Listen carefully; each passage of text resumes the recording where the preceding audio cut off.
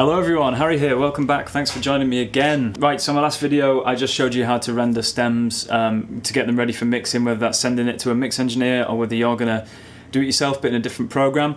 So the next step of that, I'm just going to take you through dragging those stems into a project and getting it set up. So for this demonstration I'm going to use the mighty Mixbus. So we're going to create a new session.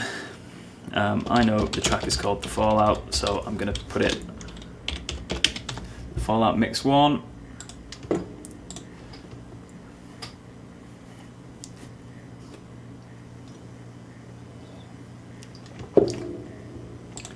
Right, so here we are in Mixbus. We're going to go to the editor window.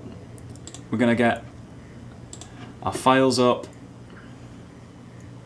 Let's go and find those stems we made.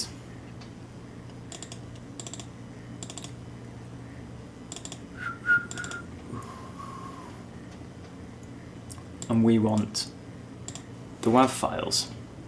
So we're just going to highlight all of those and we're going to drag them in. Right, so there we go. The first thing I'm going to do, I know that this tempo for this track is 100 BPM. I know that because I saved it into the file name of each file, 100 BPM. This just helps with the grid system, helps if you need to do any edits or remove any silences or anything like that. We can then highlight all of these and drag them to the start.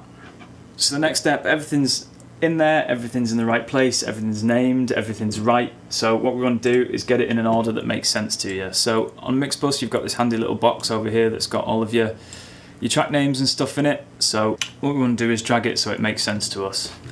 Because obviously with it being Windows, it puts things in very funny orders depending on names and titles and all that kind of nonsense. So we're going to want intro stuff first, because that's just a small part of it. Intro drums, intro vox, I think that's it for that.